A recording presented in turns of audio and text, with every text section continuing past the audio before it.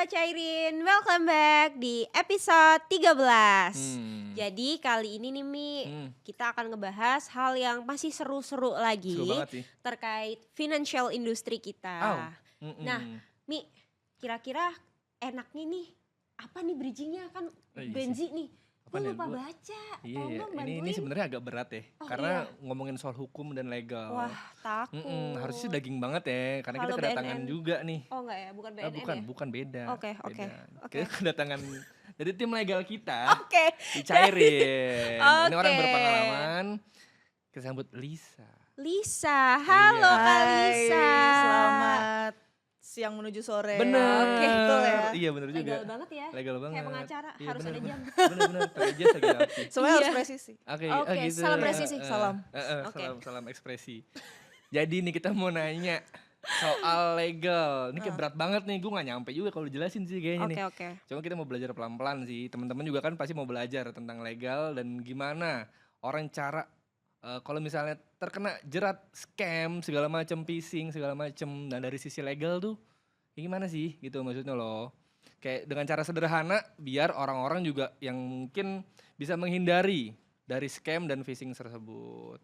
Oke. Coba boleh dijelasin deh Kak Lisa deh. Ini kita manggil Kak Lisa aja ya. Kak Lisa, boleh Kak Lisa. Oke, boleh. Oke, jadi kalau kita berbicara soal cybercrime itu kan termasuk di cybercrime ya, apalagi di kejahatan digital yang marak saat ini. Sebenarnya mungkin kalau kita pikirkan itu lebih ke teknis, padahal enggak. Mereka seringkali berhasil itu karena menyerang psikis. Oke. Kalau yang case-case sekarang sering terjadi, banyak lansia yang kena tipu, kena phishing, atau mungkin tiba-tiba rekeningnya nol paginya kayak gitu kan. Itu karena si penipu ini mereka itu pinter, dia masuk ke ke korban ini di saat-saat malam hari. Dimana kalau kaum lansia itu kan jam 10 ke atas pasti mereka udah waktunya istirahat. Ya, oke. Dan mereka kan juga ada gejala panic attack, ada panic attack dan segala macam kan. Nah, di situ dimanfaatkan oleh si penipu ini kalau ada ini nih telepon. Misal ini ada contoh kasus, real kasus. Halo, ini anak bapak ada di kantor polisi melakukan tindakan ini itu ya kan, yang sering terjadi kalau kita pernah dengar juga. Di situ secara psikologis korbannya ini langsung panik. Oke, benar. Tanpa memverify dulu, telepon cari tahu anaknya lagi ada di mana, nggak taunya anaknya ada di rumah dan nggak ngapa-ngapain kan juga itu fatal sih, gitu kan. Benar. Nah, dari situ berangkat dari situ, kalau misalkan ada modus-modus seperti itu, misal telepon, video call melalui WhatsApp atau telepon melalui WhatsApp, itu kan paling sering sekali. Malah sekarang yang ada lewat video call pakai baju polisi. Oh iya, gue pernah lihat tuh di Instagram. Oh iya. Ada, iya. Cuma dia nggak kasih lihat muka kan? Nggak kasih lihat muka, jadi cuma segini aja. Iya. Nah, oke. Jadi dari situ mereka nggak akan nunjukin mukanya, tapi mereka cuman buat validate itu ini di kantor polisi, terus ini ada badge nama gitu kan. Tapi ternyata tuh bukan polisi, itu adalah penipu. Nah dari situ orang kan, beneran nih polisi loh.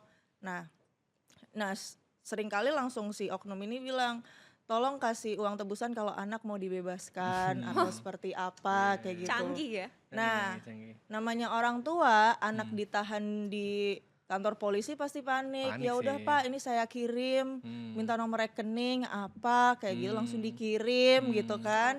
Nggak taunya besok paginya anaknya ada di kamar. Ya aduh, benar. Ini real story sih. Saya pernah dengar itu based on real story. Jadi adalah hilang sekian ratus juta buat bebasin anaknya, katanya kena narkoba. Padahal itu nggak ada.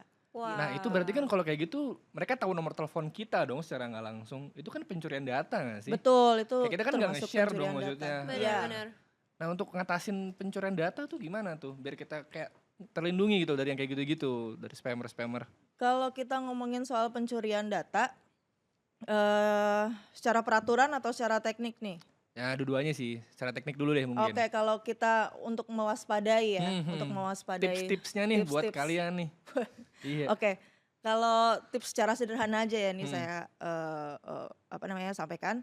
Kalau misalkan kita menerima link undangan dari WhatsApp, nomor asing, Undangan pernikahan. bisa undangan Bener. pernikahan itu paling sering ya. Oh ini ada lagi kemarin beneran ini terjadi di gue ya. Kenapa tuh? Jadi ada nomor telepon gitu yang emang kayak ya satu provider Indonesia lah ngirimin gua tiket e-tilang. E-tilang. Iya e-tilang. Tapi kan di situ karena kita sudah teredukasi ya mungkin ya pentingnya membaca lah dan searching. Dia itu mengirimkan satu link untuk ngelihat e-tilang. Tapi gue tahu kalau gue udah klik link itu abis semuanya nanti. Iya, Gitu. langsung Jadi salah satunya ketarik itu saldo berarti. lu, betul. Terus apa lagi? Terus ada dari berbagai pesan, tautan, halaman palsu yang dirancang semirip mungkin Iya tuh banyak banget. dengan mungkin undangan temen atau kanal resmi. Kalau yang kita tahu mungkin Kemenkumham ada surat, misal kita lagi ngurus akta, bertepatan banget kita lagi ngurus akta digital segala macam. Nanti ada orang ngaku-ngaku saya dari notaris ini lagi ngurusin ini, kita langsung klik. Itu juga bisa berbagai modus penipuan melalui link itu emang sangat berbahaya. Jadi untuk waspada kita harus bikin pageran buat kita sendiri. Itu kita verify dulu ke yang bersangkutan. Filter lah ya. Kita memfilter, kita juga verifikasi ke orang yang bersangkutan. Bener nggak sih lo kirim undangan? Bener nggak sih? Oh iya betul. Ini link yang dikasih sama ini nih ada sangkut pautnya sama bisnis kita mungkin kayak gitu. Jadi jangan langsung percaya gitu aja ya. Langsung klik, apa-apa langsung klik. Bahaya juga sih kayak gitu ya. Betul. Benar-benar. Kalau dari sisi hukumnya gimana tuh? Kalau udah terkena deh, misalnya ya kita namanya kepencet mungkin klik. Iya, mungkin regulasinya lah di Indonesia nih Kak, boleh di-share buat teman-teman yang nonton juga sih. Oke, kalau untuk regulasi Indonesia kita berbicara secara general, itu perlindungan terhadap kejahatan digital itu kan semakin diperkuat melalui berbagai regulasi penting. Salah satu diantaranya adalah UU ITE yang paling famous. Itu ada di nomor 1 tahun 2024. Yang dimana di situ ada melarang akses ilegal, intersepsi dan juga penipuan elektronik. Gitu kan. Dan juga ada UU Pelindungan Data Pribadi, itu ada di nomor 27 tahun 2022. Yang mewajibkan setiap penyelenggara sistem elektronik itu menjaga akses kerahasiaan, integritas dan keamanan data pribadi. Gitu. Berarti mah ada payung hukumnya sebenarnya ya untuk Ada, kayak gitu ya. Ada. Nah kalau misalnya udah terkena scam segala macam, ngadunya kemana? Iya. Nah, ada satu kanal itu ada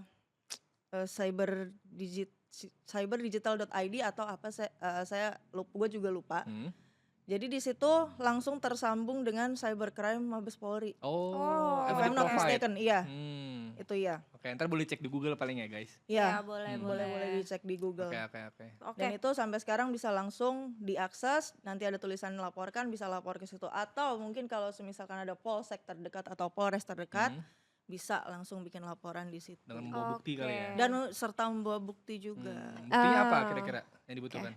Ya mungkin kalau kita dapat tautan link yang atau nomor, biasanya kan kalau penipu itu pakai plus nomor luar negeri ya. Oh iya sih, +1 +2 gitu-gitu ya.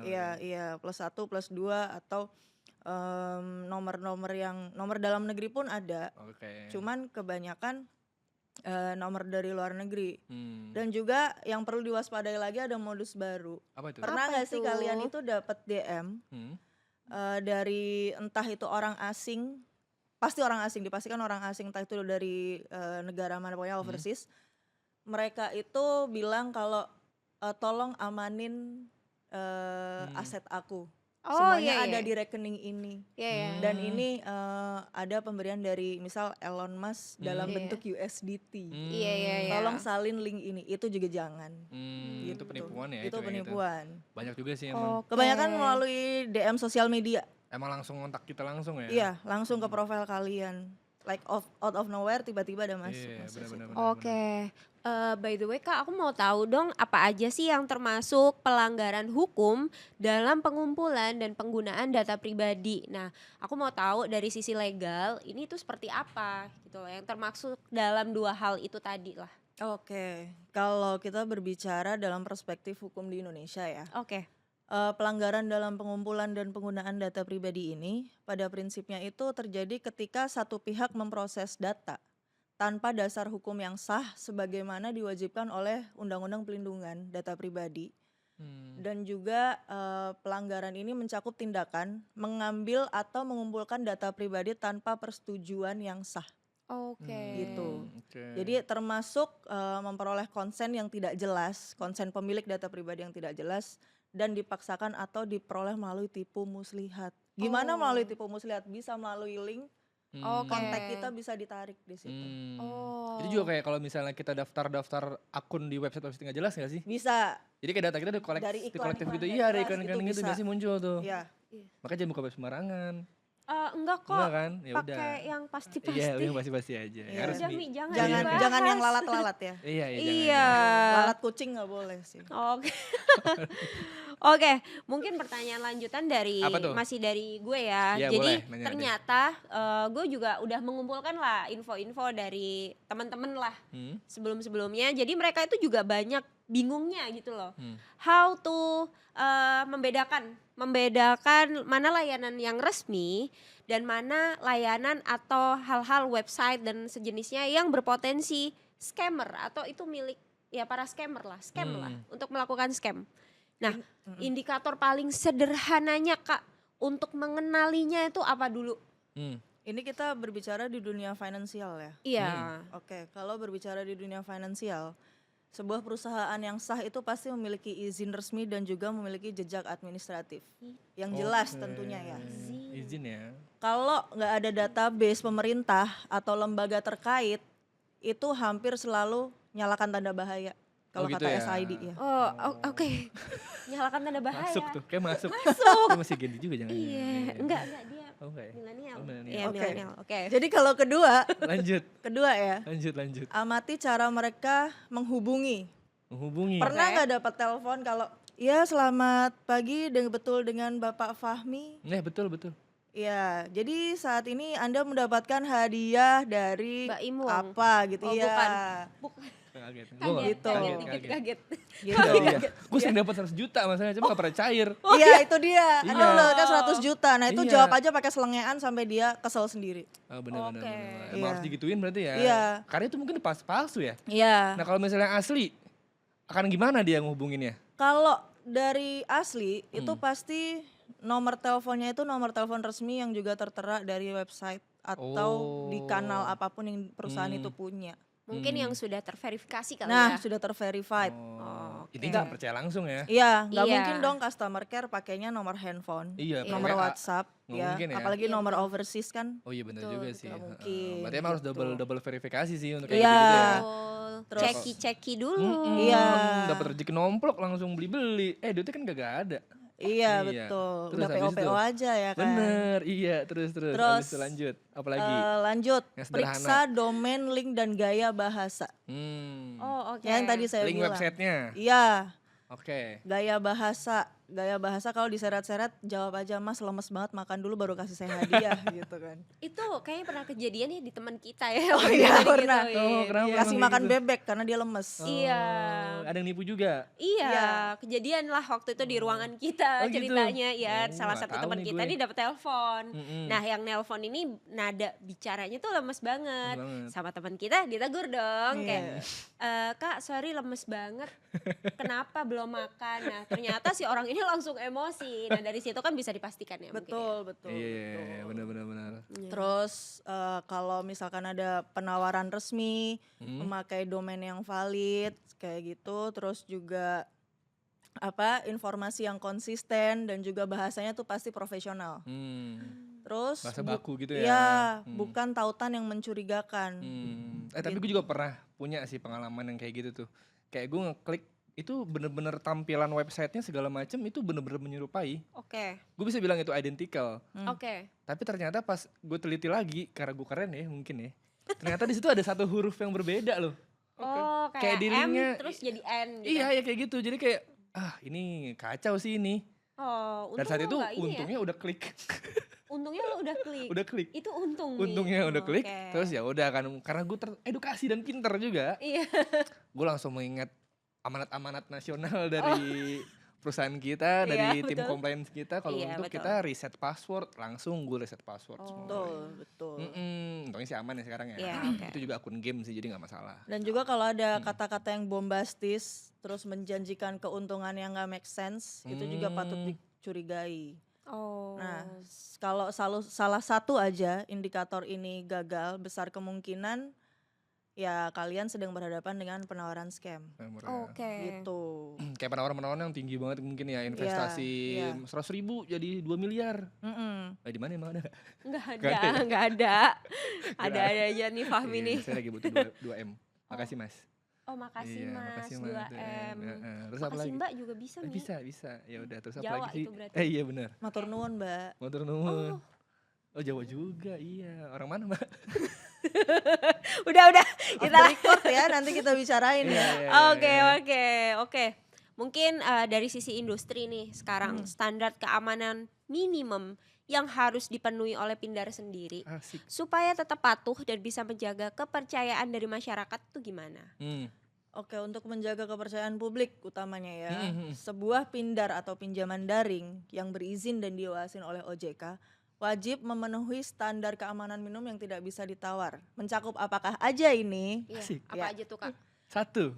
Penggunaan sistem keamanan berlapis. Oke. Mulai dari enkripsi data, autentikasi berfaktor ganda, hingga pemantauan aktivitas secara real time. Oke. Juga ada kepatuhan penuh terhadap regulasi perlindungan data dan juga tata kelola risiko. Pinjaman daring ini juga wajib memastikan data pribadi tidak hanya disimpan secara aman, tetapi diproses sesuai tujuan dan dicatat jejaknya dan juga dilindungi dari akses yang tidak sah. Oke. Gitu. Jadi hal-hal itu tuh fondasi cakar ayamnya biar layanan tetap penuh, tetap patuh, transparan dan mampu menjaga kepercayaan masyarakat di tengah meningkatnya ancaman kejahatan digital. Karena apa? Literasi digital di masyarakat ini kan masih kurang. Jadi kita sebagai pelaku usaha, kita sebagai penyedia layanan, kita juga harus jagain mereka gitu.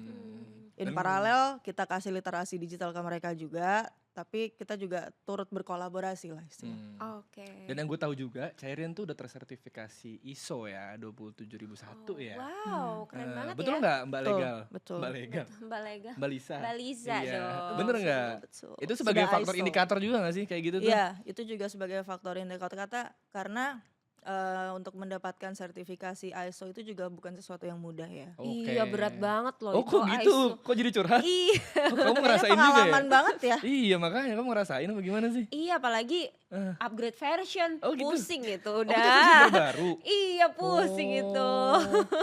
Tapi kalau versi terbaru berarti lebih aman dong datanya? Lebih Iya. terlindungi gak sih? Memang diaturnya seperti itu. Mungkin dari aneksnya berkurang, tapi itu pengembangan sih yang saya tahu ya ISO ya. Bener Iya, ya seperti betul, itu. ya? Oh, gitu, oke. Jadi kalau anak SD naik kelas. Oh gitu, Oh, naik kelas oke, naik berarti. kelas. Berarti emang Cairin udah sangat-sangat oke Iya, harusnya semakin lah ya. secure biar nggak Iya. ada yang insecure. Kacau. Oh, Itu wow. untuk perlindungan data ya. Perlindungan datanya. Jadi dijamin data kamu sih aman ya kalau dicairin Iya. ya. Nggak Aman akan dong. diperjualbelikan segala macem. gitu Betul. memang. Karena kalau data diperjualbelikan kan jatuhnya jadi kayak tadi kan. Ya tiba-tiba ada telepon gak jelas. Iya. Terus kayak tiba-tiba di WA apa segala macem. Kita Iya. nggak tahu ya maksudnya. Iya. Gitu. Terus apa lagi Intan? Oke, mungkin dari Intan sih. Dari Intan sih. Jadi kan kalau di episode 12 tuh Kak Tias ya Kak sebagai Tias. compliance ML and CFT-nya Cairin bilang kalau Cairin ini kan masuknya pindar karena kita kan sudah berizin dan diawasi OJK. Betul. Nah, kira-kira nih Kak, bagaimana sih industri dan juga regulator kita kerjasama dalam memberantas kejahatan-kejahatan digital yang udah marak ini gitu loh? Kayak berkolaborasi gitu maksudnya. Iya, kerjasamanya tuh gimana? Oke. Hmm, Mau tahu oke. sih, gue juga mau tahu sih. Jadi untuk pemberantasan kejahatan digital itu sendiri tuh nggak bisa dilakuin secara satu pihak atau cuman pihak mana aja ya, satu pihak lah istilah kata. Ya. Karena hal itu bisa dilakukan antara industri dan juga regulator harus berjalan beriringan gitu. Industri berperan untuk melaporkan pola kejahatan ini, Oke. kejahatan-kejahatan terbaru dan berbagi data intelijen. Oke. Terus juga menerapkan standar keamanan yang ditetapkan oleh regulator itu sendiri. Oke. Dan di sisi lain regulator itu kan punya andil untuk menyusun aturan yang adaptif dan juga mengkoordinasikan penegakan hukum itu sendiri dan juga mendorong edukasi publik agar masyarakat semakin waspada gitu. Dan kolaborasi ini menciptakan ekosistem yang responsif sehingga kejahatan digital dapat dideteksi lebih cepat, dicegah lebih efektif dan juga ditindak secara lebih tegas gitu. Kalau adaptif tuh berarti emang berkembang terus ya juga peraturannya. Iya, karena dunia finance ini kan apalagi fintech itu kan sangat dinamis. Akan ada suatu hal yang pasti di-upgrade terus, bagaimana untuk kasih pagar kalau ada begini, kalau ada begitu. Nah, dari situ kan kita akan evaluasi mengikuti perkembangan zaman dan juga regulasi yang ada. Jadi ya kita harus bisa mengikuti itu. Karena modusnya semakin banyak sih sekarang juga Betul. Yang dulu mungkin nggak kepikiran sekarang ada. Iya, marak banget tindak pidana penipuan itu. Job offer tapi yang dari job offer itu kan sekarang lagi banyak orang cari kerja juga kan. Jahat banget ya. Orang cari kerja susah ditipu. Udah cari kerja susah. Mau nggak jadi deh. Yaudah, takut. Jangan. Iya, soalnya gue juga punya teman kan waktu itu. Dia tuh kena fake job offer. Jadi kayak disuruh nyelesain tugas segala macem, terus giliran udah banyak selesai hampir komplit, ya ternyata disuruh store juga ujungnya. Dan ketika dia nggak store ya depositonya hilang. Kayak kayak itu kan dulu nggak pernah kepikiran ya, maksudnya kan kayak kayak gitu-gitu loh. Takut ya? Takut banget. Ya kan sekarang penipuan. Oke Mi, boleh ditanyakan yang terakhir dong. Yang terakhir apaan? Gue baca dulu deh. Iya. Apaan sih yang terakhir emang? Yang dasar Gen Z. Ayo apa Mi? Ntar lu bentar sabar. Makanya belajar dong. Jatuh lagi. Nih Mi. Yang mana sih? Yang mana nih? Terakhir nih Kak, apa tips terpenting agar masyarakat tidak mudah tertipu saat beraktivitas di dunia digital? Beraktivitas di dunia digital terutama di dunia finance. Iya. Finansial. Iya, apa yang harus masyarakat lakukan? Seperti yang tadi di awal gue bilang, selalu verifikasi sebelum percaya. Ya, jangan gampang ditipu.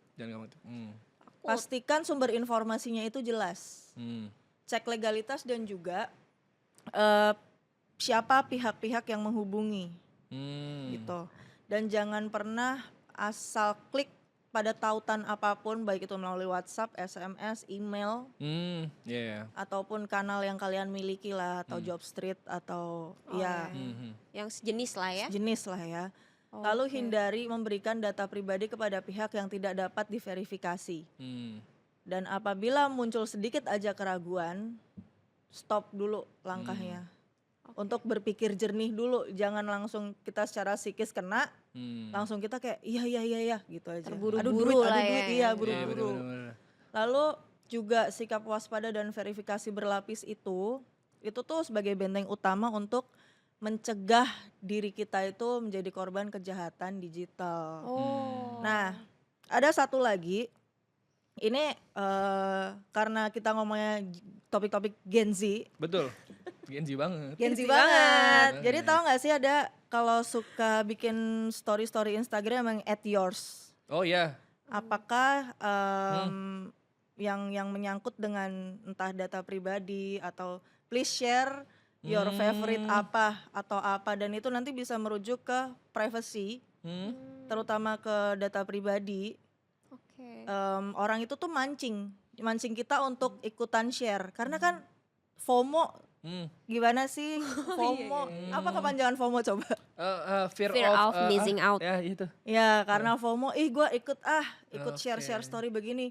Padahal apa yang kita share di situ itu akan dijadikan bahan oleh orang-orang yang tidak bertanggung jawab ini untuk membuat satu penipuan. Misal, lu lupa nggak sama gue temen lu yang sekolah yang di sini, lu kan sukanya ini, lu kan begitu, tolong dong lu bisa nggak bantuin gue, gitu kan. masuk Itu situ kalau kita juga nggak ya? waspada, Heeh. ciri-ciri yang dia sebutkan, ciri-ciri si penipu Hmm, ini sebutkan tentang kita itu hmm, benar, kita hmm. bisa kepancing juga, Bener-bener iya juga ya, nggak kepikiran gue tuh. Iya. gitu. Oh, Itu makanya emang harus di live waspada ya? kan kita pernah bahas tuh terkait FOMO dan fobi Iya bener-bener di live IG kita. bener Kalau bener lo bener. kan FOMO, hati-hati lo Iya FOMO. iya Kalau juga gue sih. kan fobi, ya udah Iya sih, tapi nggak tetap harus mau. khawatir gak sih kayak gitu-gitu. Iya, Itu kan emang lo kepikiran yang dia ngomongin barusan. enggak juga sih. Iya kan makanya gue Iya bilang makanya gitu. gue selalu menghimbau ke teman-teman gue Hmm. kayak udahlah lu jangan ikut-ikutan story yang at yours konten Oh, at yours iya. itu Iya. yang intinya nyangkut ke perkara pribadi, entah Hmm. favorit warna, favorit Iya. makanan zaman SMP, Rumah kamu di favorit mana? Iya itu SD, parah. iya. Boleh mampir enggak Iya, gitu kan. model-model rumah lama kamu kayak gimana. Nah, Hmm. nanti dari situ tuh bisa dijadikan bahan si penipu ini untuk nipu kamu. Diolah lah ya. Diolah. Ya, bener-bener. Jadi dia spesialis raja olah, SPRO. Waduh, Kacau. waduh. Gitu gue baru kepikiran. Kayak bapak gue loh. banget Gitu. nih. Iya gitu. Iya, raja olah dia. Iya iya. Olah kata, olahraga. Oh gitu. Eits. Eits. Oke, mungkin kita udah sampai di penghujung acara di podcast Hmm. ini sih Kak. Dan menurut kita sih ini pembahasannya seru Oh, banget ini daging walaupun banget sih ini. iya daging, daging. Iya, udah jadi sebutin lagi. Rendang. diem aja lu. Oke. Terus. Jadi menurut gua kita Iya, sih ya menurut mungkin kita. mungkin menurut penonton juga di situ ini pembahasan yang cukup berat tapi sangat insightful Insightful. gitu. Karena kita juga bahas kan di sini dari awal terkait pentingnya kejahatan digital dan cara kita tetap aman di dunia online. Bener. Sekarang modus penipuan banyak banget sih. Emang kita dari diri kita yang harus bisa bikin barrier ya Betul, terhadap dunia digital. Karena orang di digital tuh serba cepet, serba apa-apa tuh gampang semua diakses. serba jentikan jari aja Betul. semua udah bisa terakses. Betul, sekali kamu kasih informasi ke orang lain itu tuh udah bisa milik bersama sih menurut gue ya. Betul. Iya nggak sih kayak Iya. lo ngasih informasi ini segala macam orang-orang bisa akses, orang bisa lihat. Bahkan kalau kita akses mobile banking pun kita pakai wifi di luar itu itu juga juga tuh. harus diwaspadai. Betul. Itu bisa diambil juga ya kayak gitu ya. Bisa. Oke. Ya tapi jangan khawatir juga guys, karena kita kan juga sudah tersertifikasi ISO. Betul. Jadi data kamu tuh sebenarnya terlindungi kalau dicairin. Tapi jangan juga untuk tidak bertanggung jawab kalau kalian menemukan data-data yang tersebar di internet. Iya. Kayak kalau kalian nemu data-data di internet, nah harus apa tuh kira-kira? Menemukan data-data di internet. Iya, misalnya kayak ada orang nih share paspor, share KTP gitu.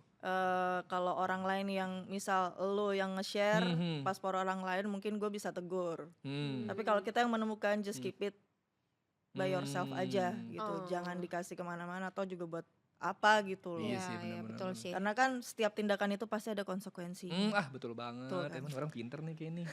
Iya, Iya, kita nggak salah ngundang dia nih. Nggak salah. Nah, kebetulan aja sih. Ah, Tadi gitu ya? belajar.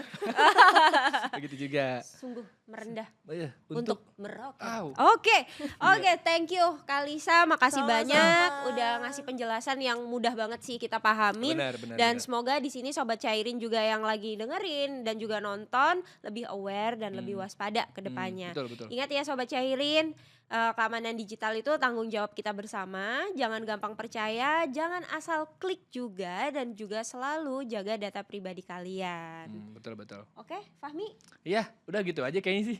Oke, thank you Sobat Cairin udah nonton dan juga see you on the next podcast. Podcast. Bye-bye. Bye. Kalau Sobat Cairin ingin terus terupdate terkait hal-hal finansial, terus tonton podcast Cairin. Dan jangan lupa follow akun sosial media Cairin dan pastinya harus pilih yang terverifikasi ya. Betul. Butuh dana pinjaman, Cairin solusinya. Limit pinjaman hingga 80 juta dengan pilihan tenor yang fleksibel, bikin nyaman dan tenang. Klik. Dana cair. Cair.